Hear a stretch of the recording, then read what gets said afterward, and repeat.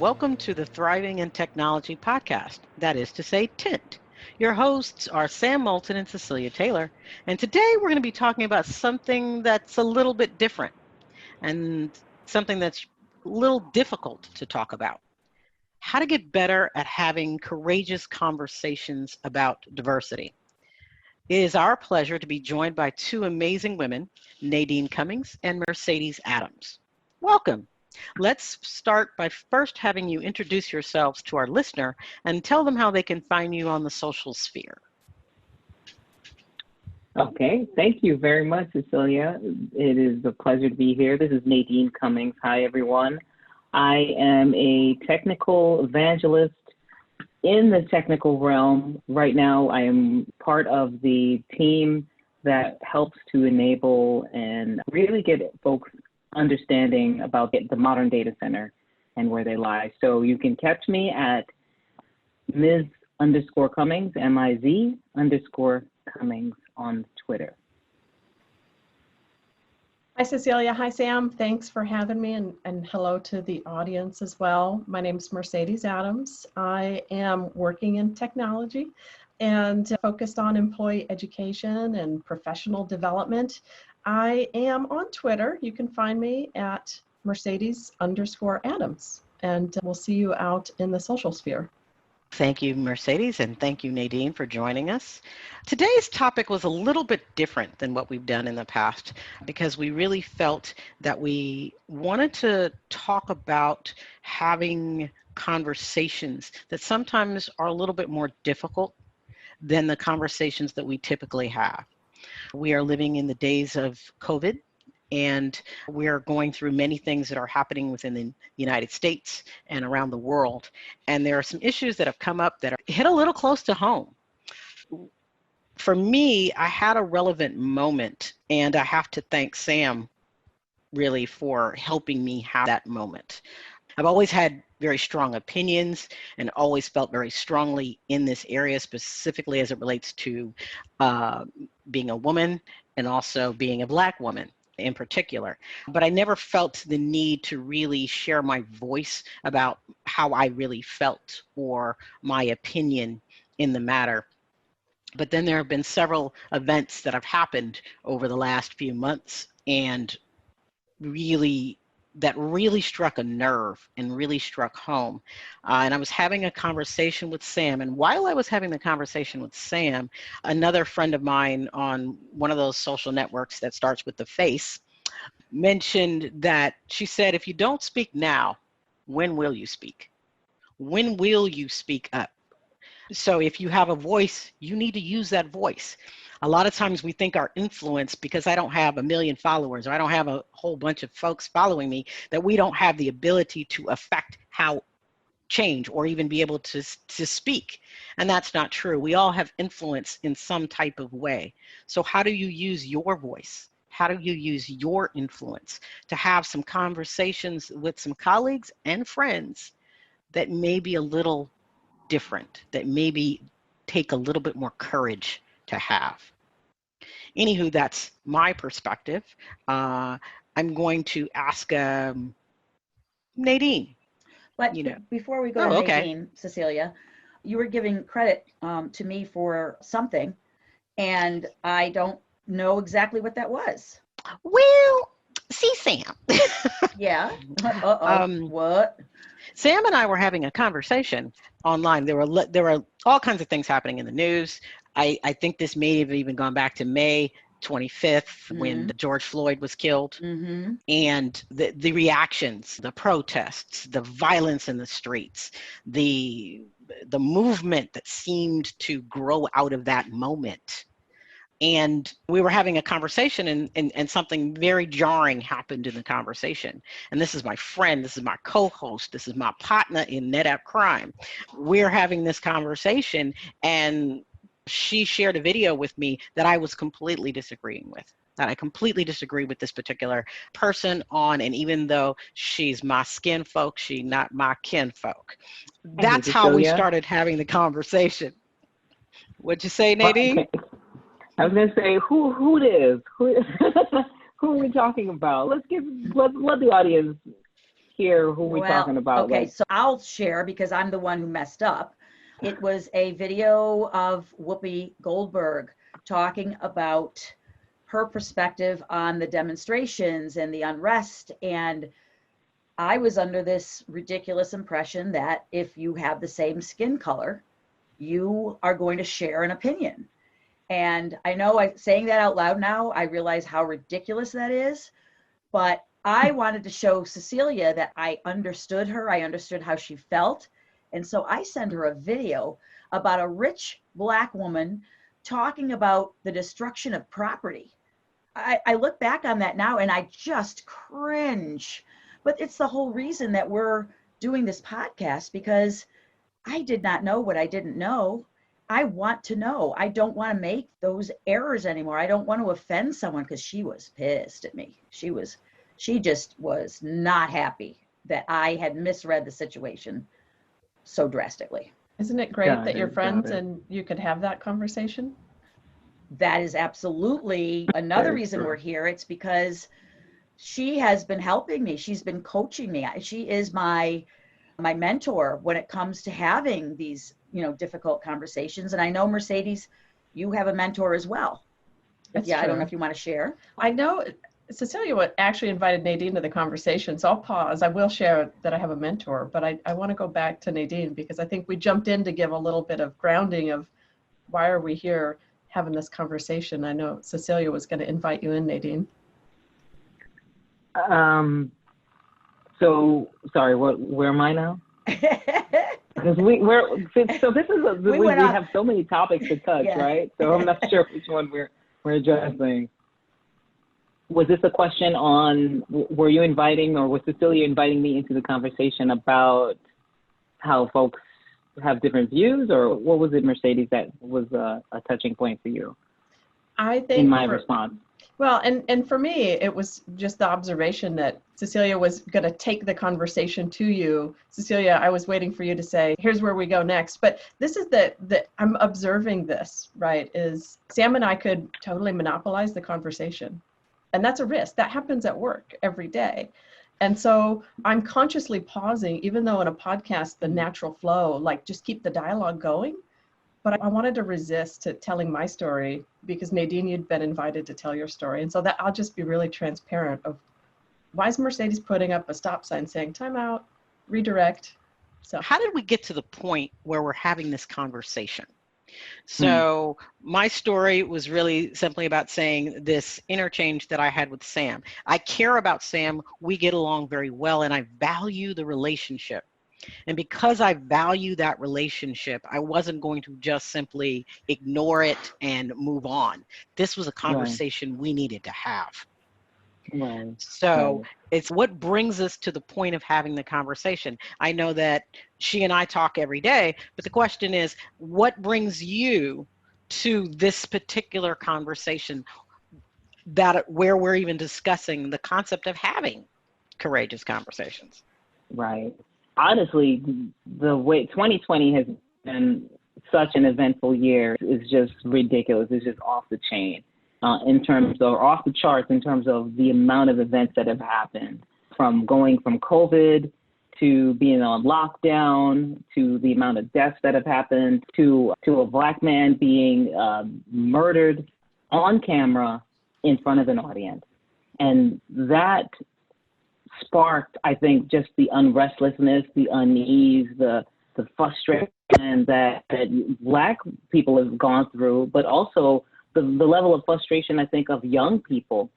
We see the marches not only being led by Black folks, but by white folks, people of color, brown, yellow brown, dark brown, whatever. A lot of young folks just taking the mantle to say enough is enough. And now we've got nothing else to do but watch.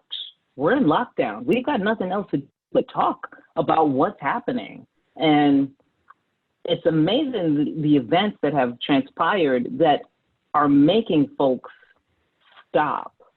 The lockdown is making us stop. The fact that we're home is making us stop and listen and watch. And so now corporations have now been tasked with, what are you going to do about it? And so we are having this discussion on many different levels at the state level, the city level, the corporate level, in home. My son is 5, right? So he was born when Obama was president. Do you know what it's like to say, hey, we have the first Black president? What does that even mean? And so we're having this discussion because it's overdue. My 5-year-old is asking, what is slavery? And everybody's eyes gets big. What? I don't know what slavery is? Yes, because he's 5. Because he's 5, right? He was born in a different time. And so now we are reintroducing the subject to him and trying to help him understand how to digest it as he gets older. What does this mean for young white children? What does this mean for young Spanish children? What does this mean for young Indian children and Asian? And the list goes on and on at this age. We are having this conversation because it is overdue. But one of the things about having conversations like this is sometimes people aren't always comfortable because of some very legitimate fears. And I know that Sam and Mercedes, you both have had perspectives on how you felt approaching this. So can you talk to us a little bit about your fears or your concerns? Yeah, and I appreciate the invitation, Cecilia, to share a little bit, because I think it was a bit of a journey for me to realize that I needed to honestly embrace the discomfort, because there is that natural sense. The hard part about talking about racism as a white woman is I'm going to make mistakes.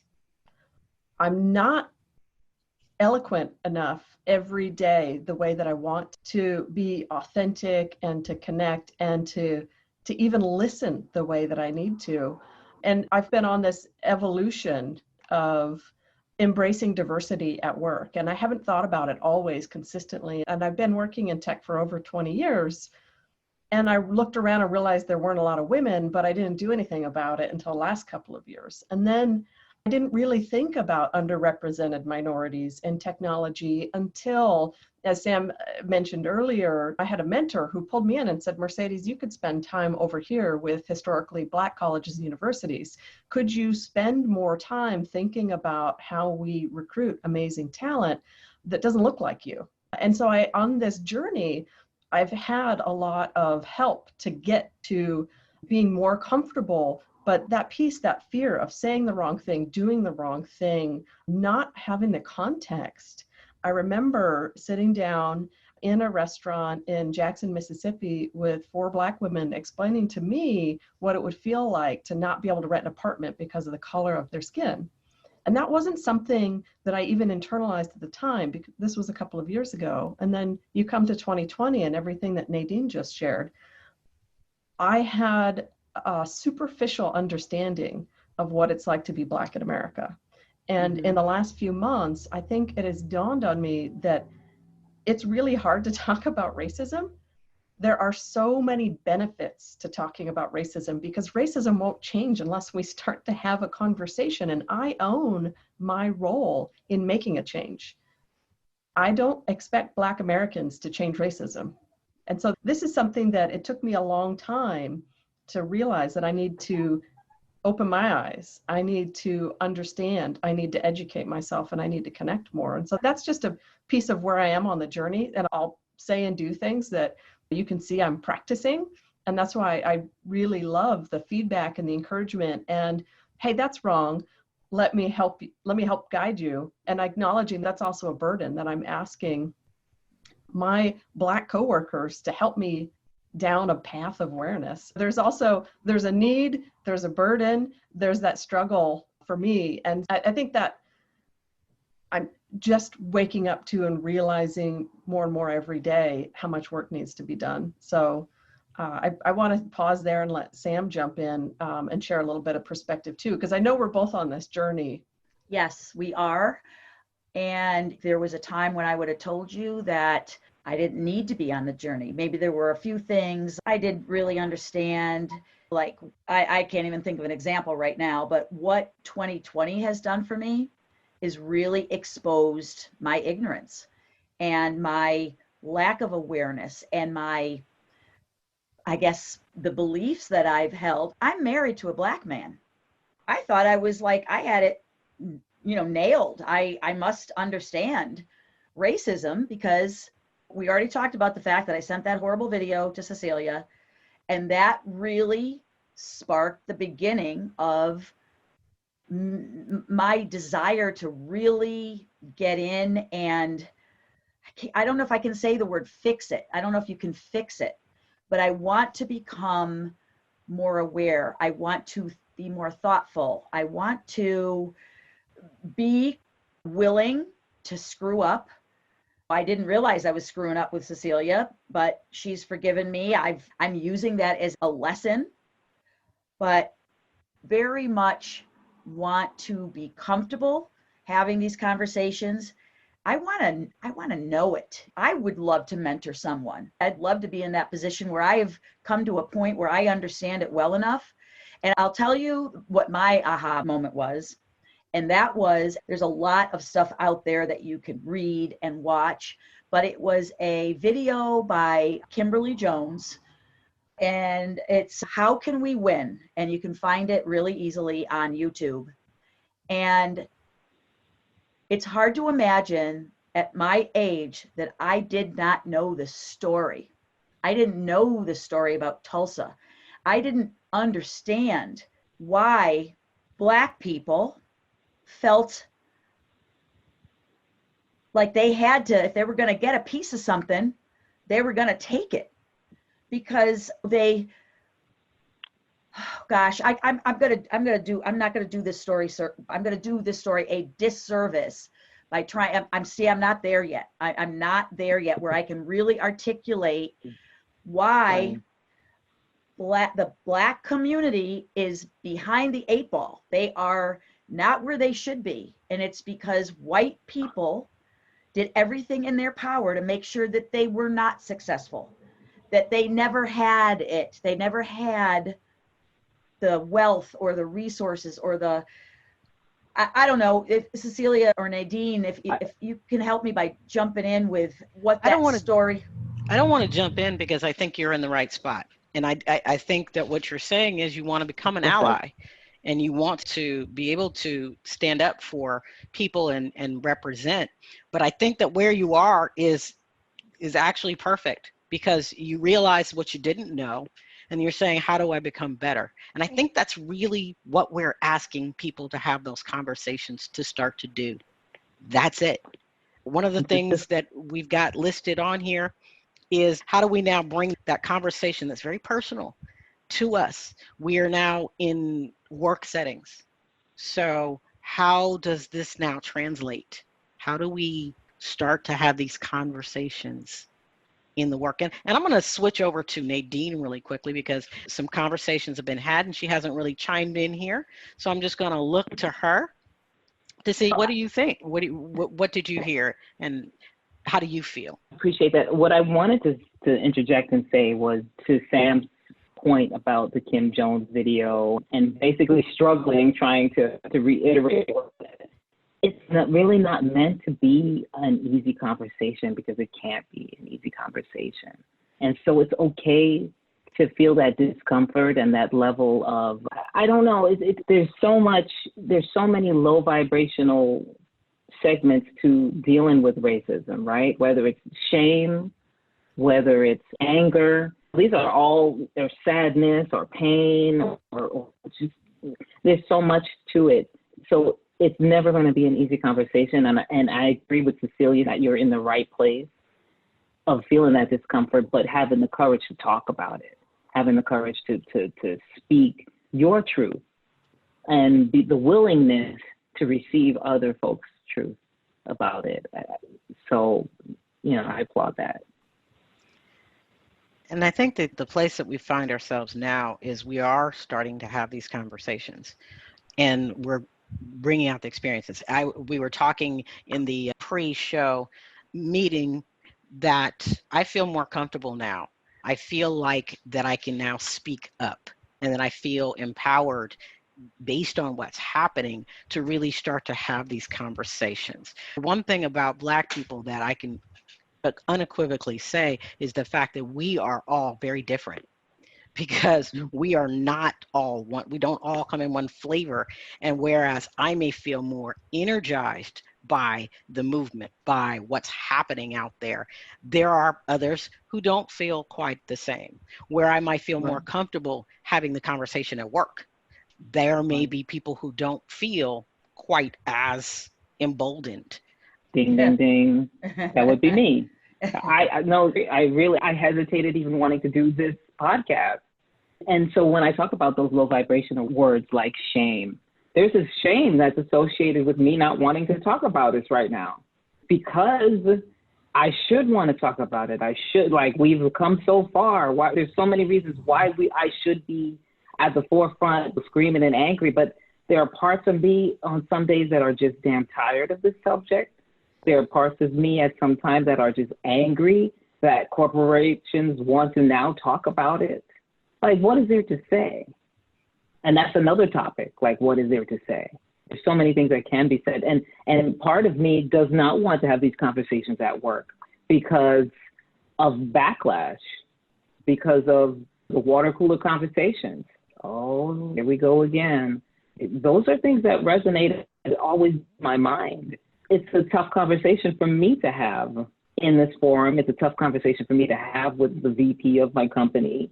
It's a tough conversation to really be honest with in certain circles. And I think corporate America is one circle that this is a conversation that is very tough for me. I don't feel like I could be free. We appreciate your willingness to take this first step.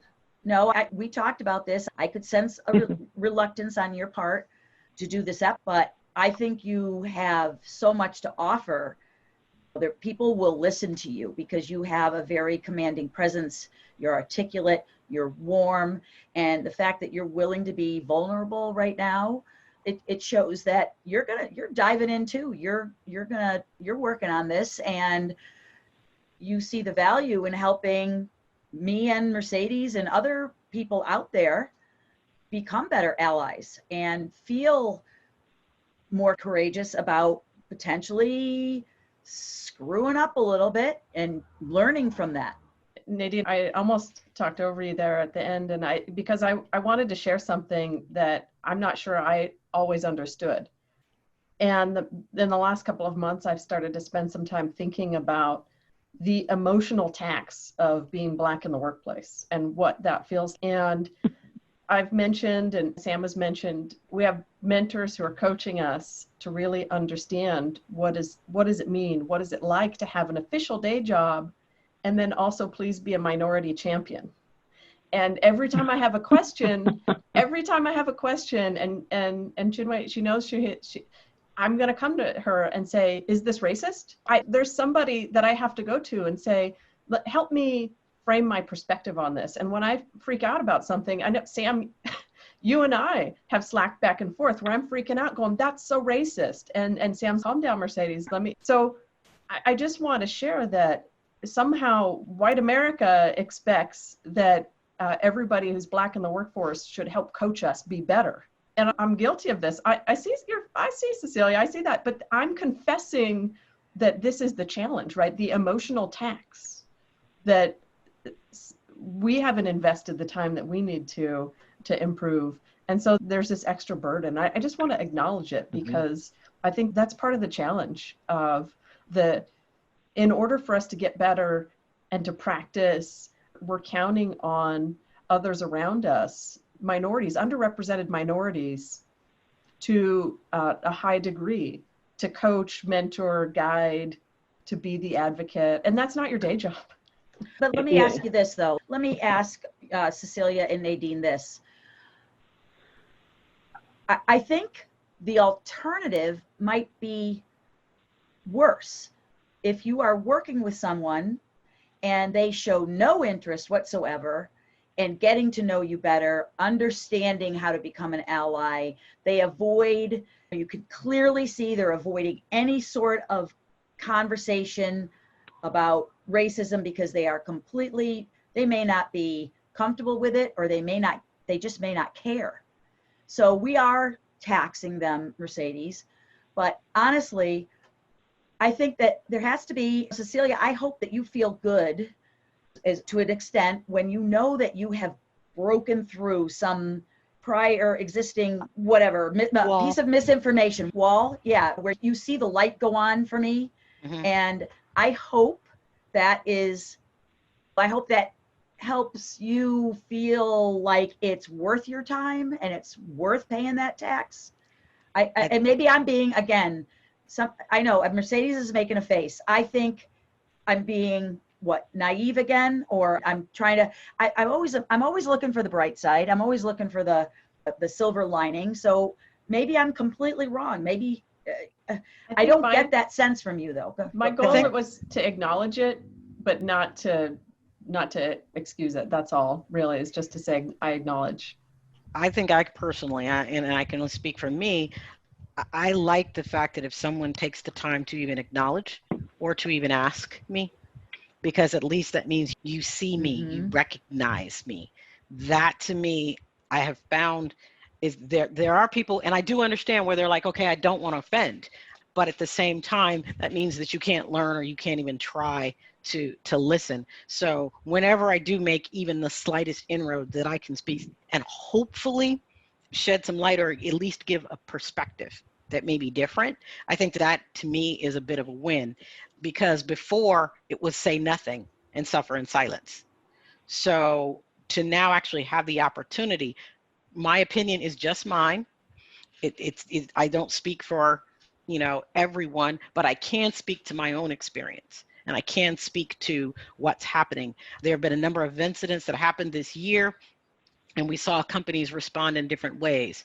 Some companies went dark on their logos, on social media. Some created forums within their organizations. Some people have made large contributions to other associations. But I think what ultimately will matter the most is the conversations we have one with another in those small spaces. Not the huge forums, not the huge arenas, but the conversations we have with the people that we come into contact with every day. I think that's how we start to make a difference. And I think for me, that's a win. I have, go ahead, Nadine, go ahead. Okay, thanks, Sam. I just wanted to say, a thought occurred to me, and it came about when Mercedes and Cecilia said about acknowledging and having these conversations. A thought came to me in terms of acknowledging the issues or the systematic racism that exists is likened to acknowledging the death of a loved one. Plenty of folks who have had someone pass, and there's that awkwardness when you see them. You want to say, I'm so sorry for your loss. You want to say, how are you? And I'm just sorry. And you feel awkward saying that to that person. So you just don't bring it up. We just move on to something new. Hey, what's going on? And we just go about our day, never acknowledging the pain that this person is going through. But when you look at the person's side, they are happy that someone acknowledged the passing of their mother, of their grandmother, and they welcome or thank you in their own way about your acknowledging their pain. It's similar to that. We all feel for the Native American, knowing that the land that they're in is not theirs. And in some way, we check mark, yeah, I know, I understand, I understand.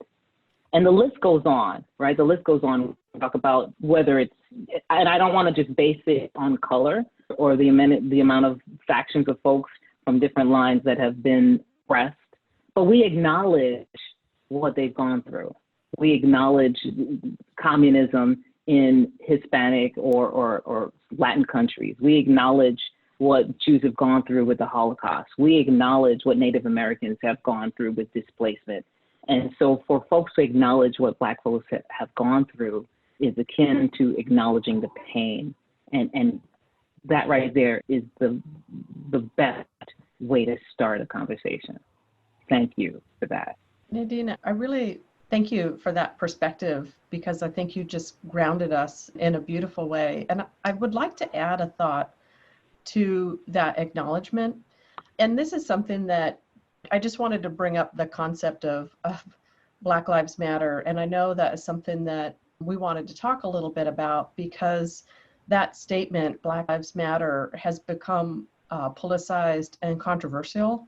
And I think it's a term that's more than 5 years old. And I wanted to share something just because of what you said about acknowledging the pain. And it made me think about a Psychology Today article. There's actually a couple on the theme of what is wrong with the phrase all lives matter. Because I think people still do not understand when they say that phrase, and I might even get a little emotional, all lives matter tries to erase the pain that brought to the forefront Black Lives Right. Matter. And I feel like people would like to just willfully ignore racism. And so we just go over and get defensive and fragile and say, wait a minute, all lives matter. But in this Psychology Today article, there was a couple of different ways of looking at it. If I said ketchup is important and somebody said all condiments matter, that would be weird. And the article goes on, if you said murder is important and somebody came over and said all crimes are important, that would be weird. But I think people have changed the phrase, the essence behind Black Lives Matter. And I think it was Michael Che who had a really poignant comedy sketch on this about, it's like a minimum. It's just a baseline. It's not even saying Right. Black lives are amazing, phenomenal, fantastic. It's just, could I just matter? And that the backlash that comes with all lives matter is so hurtful. I wanted to say that I feel like a lot of people do not understand or have the understanding. It's not complicated, but there's a nuance to what does it actually mean if you pause for a moment and say, why do we need to have a conversation? And I thought what you said about acknowledging the pain just really beautifully fit into that Black Lives Matter phrase. I think the willful misunderstanding of the difference between the phrase Black Lives Matter and the organization Black Lives Matter, they might have a trademark on that. I don't know. Maybe they don't. And the fact that people will willfully misunderstand the term and will Intentionally misunderstand the phrase. I said Black Lives Matter. I didn't say blacklivesmatter.org or whatever their URL may be, or even speaking to a formed organization. I'm just simply saying the words Black Lives Matter. A colleague penned a blog, I believe in July, called The Error of Emphasis. And I was particularly moved by this because he writes about, it's Jared Carroll, who writes about the difference where we basically look at a phrase or look at the situation and point to one area that is not the focus, that is not the emphasis. And we put the emphasis on the wrong part. And the phrase Black Lives Matter is that particular phrase in a microcosm where people, instead of looking at the words in and of themselves, they associate with an organization, and that's what they based their disapproval on. Because then they follow up with the phrase, all lives matter. And so it's become polarizing, and it's so difficult to have the conversation so that you do not end up into a fray of disagreement or where we end up where the conversation off to the left because we're arguing over the nuances of an organization name versus a statement that should be fact. In all that we've seen, and I don't know if we've got time for this, we've seen a lot of things happening in the year 2020. Wow, what a year. In the year 2020, we've seen protests that have arisen. We've seen actions of Black people killed by police. There are many websites out there that will show you details of people. And there's some names that are so common now that they've become common, Breonna Taylor being one of them, George Floyd, Jacob Blake, Dijon Kizzee, and even just in the past week, Deon Kay, where the arguments and even the facts of the case are so disputed in terms of what really happened, what didn't happen, what were the circumstances, is this real, this is fake news, this you're being gaslighted. There's just so much going on, and there's so much. We're living in a period of history that's unlike any other history, but still yet similar to what we've seen. We're looking at a movement that has now started. And I think that when we talk about the conversations that we're having, even as we start to talk about those conversations, there's so much that goes with them. You know, one of the points, and I'm going to go to Sam, was just the nature of protests. That some of the protests may start off in a very good place, and I do believe that most of the people that do have the protests are there for a valid reason. But unfortunately, there are those who have malintent, and so they will start violence or start trouble. I honestly don't believe it's the majority of people, but I do believe that there is definitely a minority of people who will be on the fringe edges, but they make the situation so much worse. And one discussion came up, I believe, on the Twitters, was about bringing your children to a protest. On the one hand, you have the opinion of, I want to expose my children. Then on the other hand, there's a bit of a safety concern. Yeah, I was the one having that conversation on Twitter, and I saw a video clip. I'm pretty much addicted to watching Rachel Maddow every darn night. If I don't get my Rachel, when she takes a vacation, I'm very insulted by that. But anyway, there was a clip of a very young girl. It turns out she was 14 years old.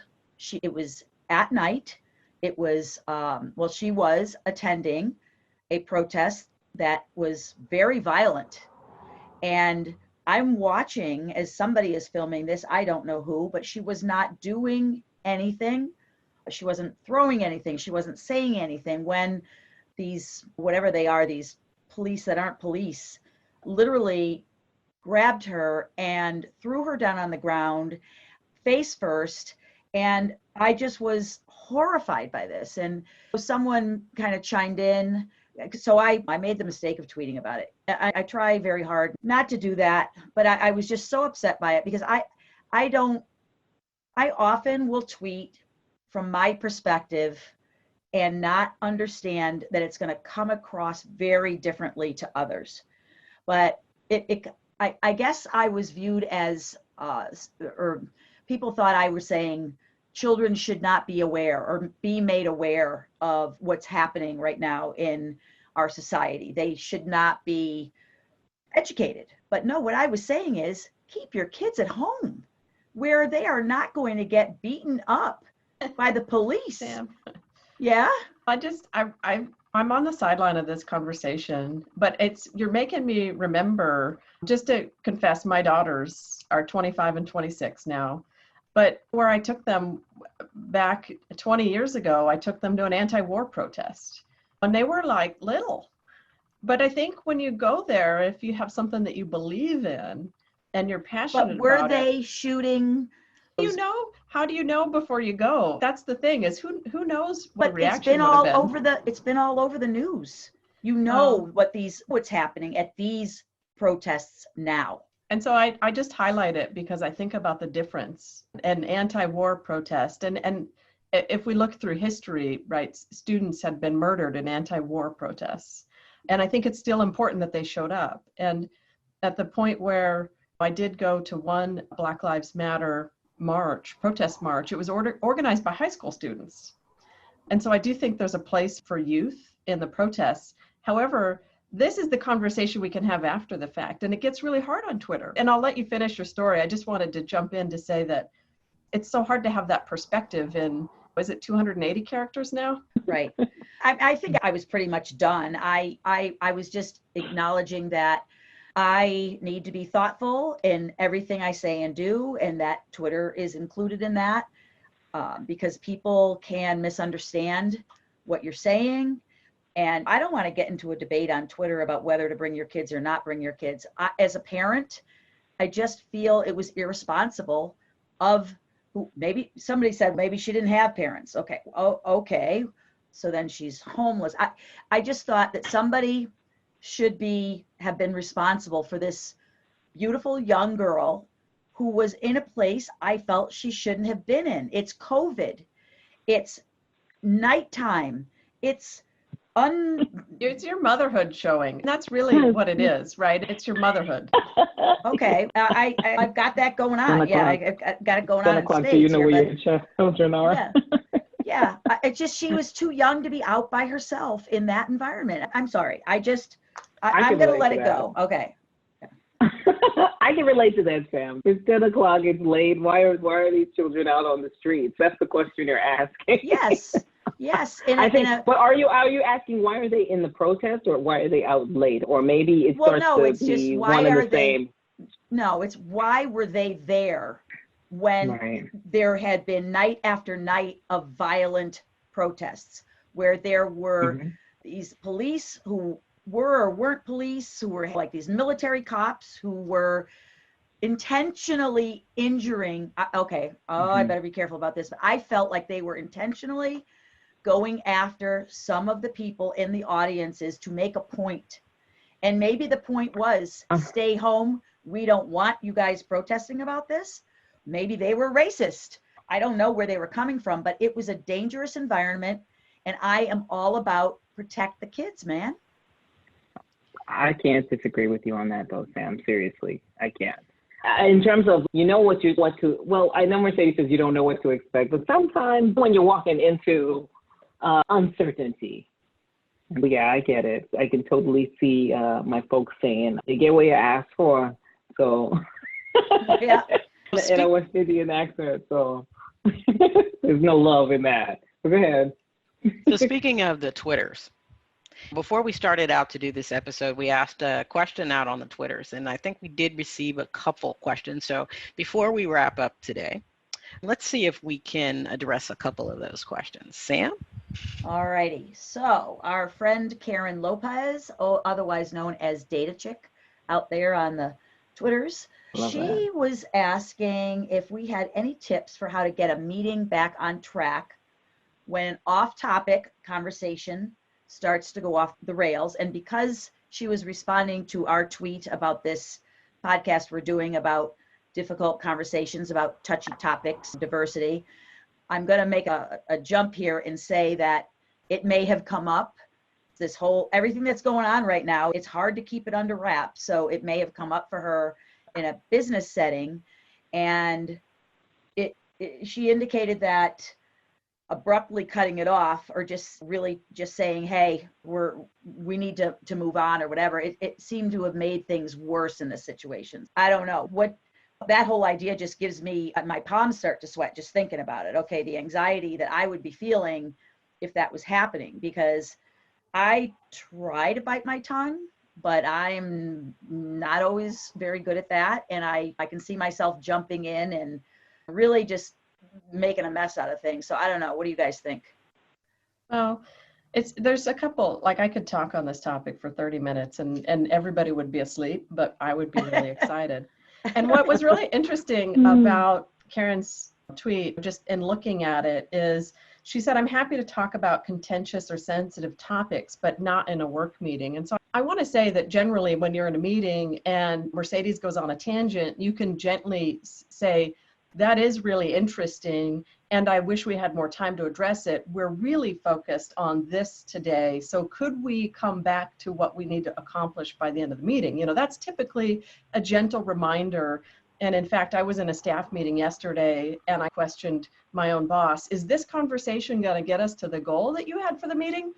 Boy. But when I want to ground this, when we think about courageous conversations at work and we're talking about having the conversation about racism at work and why, in one Harvard Business Review article from last year, they had assessed that only 1.9% of tech executives are Black. I just want to highlight that because I've heard a story about a Black executive at a C-level meeting having a conversation about racism at work. And the response that individual got was, that's politics. don't ever bring that up in a meeting again. And what do you think that does for that individual, for everyone who is not willing to embrace that courageous conversation and say, you know what, we do need to address this head on, and going towards discomfort is not natural. And so when I think about contentious and sensitive topics not being relevant at work, we may be shutting down the very thing we need to address in order for people to do their best work. And so I don't want us to underestimate that emotion is part of who we are. And unless we can bring our passion to work and be our whole selves, the work won't get done. So we might think that's not appropriate to talk about at work, but I think everybody can remember a time where something happened and they felt alienated or isolated at work. Whether you got shut down, somebody stole your idea, or somebody made a comment, hey, everybody send in a photo of your kids and you're the only person with no kids, right? There's lots of different lenses when we think of intersectionality. But I'm taking a slightly different tone to that question because I think it's so important for us to recognize, just going back to what Nadine said, acknowledge the situation. Do not pretend it doesn't exist. So I went all around on that. There's lots of great ways that I think we can address getting people back on topic and just grounding them in the purpose, and make sure you have an agenda and your expected outcomes. However, if an emotional issue comes up, just rethink.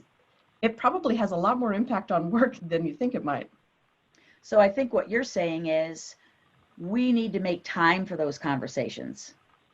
That if it's a relevant, impactful, thoughtful conversation, have it then when the opportunity presents itself, instead of waiting for that perfect moment. Yeah, and Karen's tweet said, abruptly cutting something off it just makes it worse. So let's go towards better by confronting that discomfort. And if it's not the time or the space, we need to create the time and space. Mm-hmm. Yeah. Were you going to say something else, Nadine? No, I think Mercedes said it all. I loved everything. It was spot on in terms of not avoiding it, go towards it. And I also just want to say, maybe the reality is that discomfort was felt by whoever was facilitating the meeting and did not want to go towards it because of that discomfort. I think inherently we all know how to handle somebody who's rambling or an argument. We know how to handle it. Sometimes you just let them talk. Sometimes you create a new space and leave the room let's and now have a new.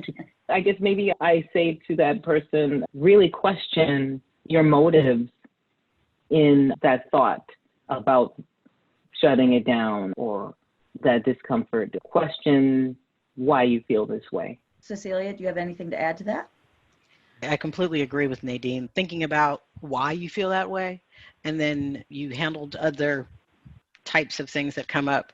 This is a similar issue, but question your own motives for what you want to do, and then either address or make the time and make the space to have the conversation so that you can get back to what it is you thought you were talking about. And we're all working in tech. I'll just highlight one other, both Nadine and Cecilia. One thing, if we can't count on ourselves, I'll think about a technical question, right? If we're not the expert in that technology area, we know a lot of experts. And so we reach out to them and say, what can you help?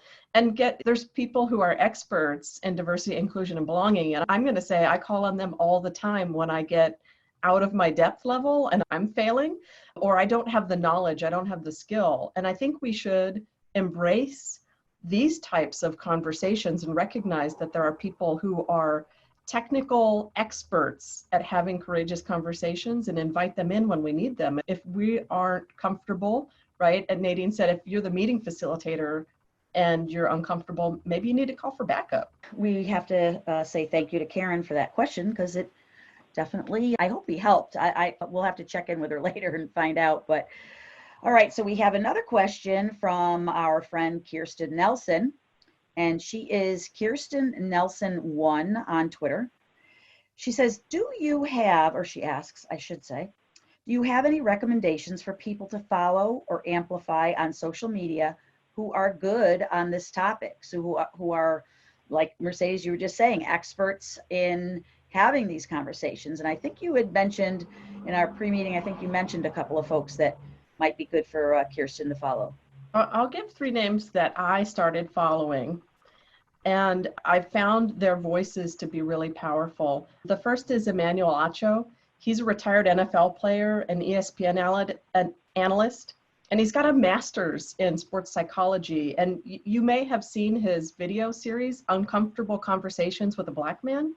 Incredibly informative. He's a voice I want to amplify and learn from. Another is Ibram Kendi. He is the director of the Center for Anti-Racist Research at Boston University. He wrote the book, How to Be Anti-Racist, and it's a very deep book. There's a lot of data, there's a lot of learning, and he's very active on Twitter as well, and I've appreciated listening to some of his lectures. And the third person that I'd recommend is Michelle Silverthorne. She actually came and spoke at a Black History Month event earlier this year. She's the founder and CEO of Inclusion Nation. And so those are 3 people specifically that I am learning from, and I find valuable voices to amplify. I will add that besides Cecilia, my other hero in this journey I'm on is Kimberly Jones. I mentioned her earlier. Her Twitter handle is @Kim Latrice Jones. She is a best-selling author. She is a very passionate person, and I am following her for sure. Anybody else have? Go ahead. No? No, but I did write everything down. So you will be following all those people going forward. I will. Thank you to both of you guys. That information. I tend to tweet a lot more about social media and stuffs, but I'm just saying. I think that's a wrap for this episode of the Tent Podcast. We want to thank Nadine and Mercedes for joining us today. To our listeners out there, we know you have a bunch of podcasts you could be listening to, and we appreciate the time you take to spend with us. We hope you'll add us to your queue of must-listen podcasts, and we would love to hear your feedback. What works? What doesn't? What would you like to hear more from us about? We encourage you to email us at ngtentpodcast@netapp.com with your comments and questions, or reach out to us on the Twitters. I'm @Cecilia Taylor, and Sam is @Sam Moulton. Thanks again for listening. Until next time.